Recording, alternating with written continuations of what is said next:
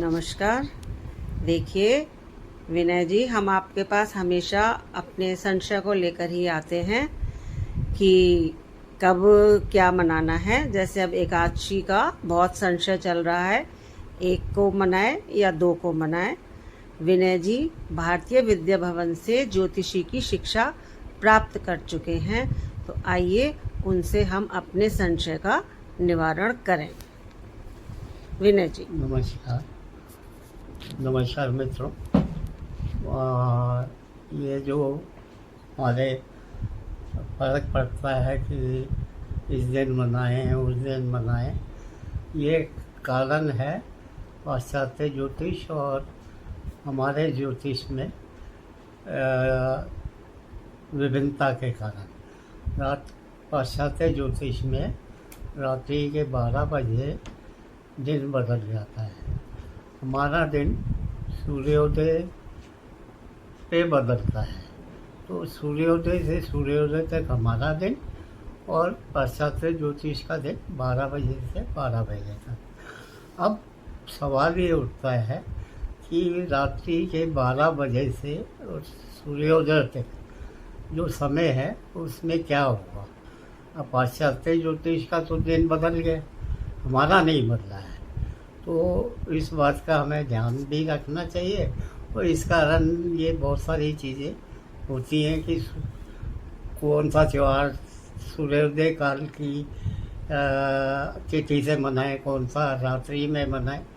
ये काफ़ी गहन विषय है और इसको थोड़ा समझ के करना चाहिए। जैसा कि माधव ने कहा है कि दशमी युक्त एकादशी को बिल्कुल भी व्रत करने का नियम नहीं है, क्योंकि ये दोष सूचक माना गया है।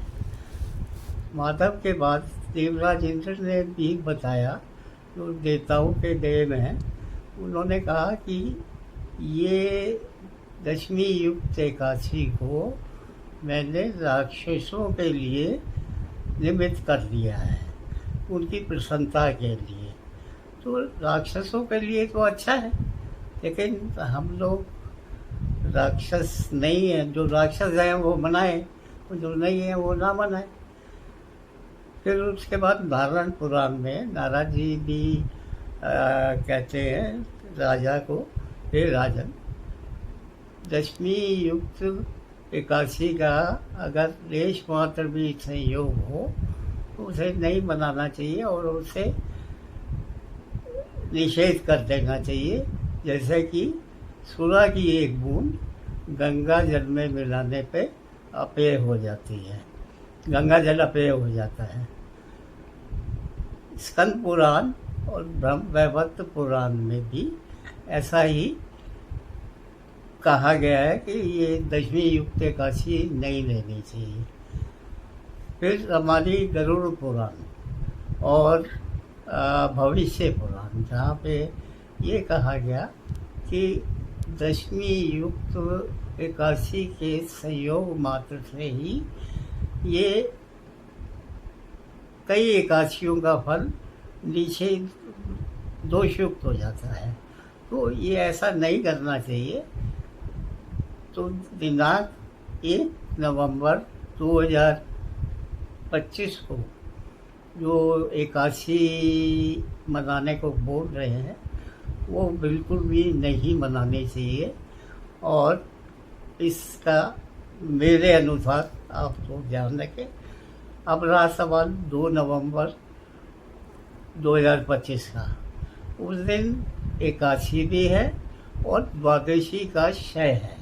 द्वादशी तिथि का क्षय होने के कारण वहाँ पे एकादशी को पूर्ण रूप से दर्जा दिया गया उसको करने का। और ये माधव प्रिया भी है। माधव ने बताया कि भाई ये एकादशी मुझे प्रिय है, तो इतना बड़ा त्यौहार जो देव प्रबोधनी एकादशी या देव उठावनी एकादशी के लिए कहा गया है, तो 2 तारीख को ही मनाना श्रेयस्कर होगा। आप बिना भय, बिना संशय आप 2 तारीख को एकादशी का व्रत रखें और 3 तारीख को उसका पारण करें। धन्यवाद।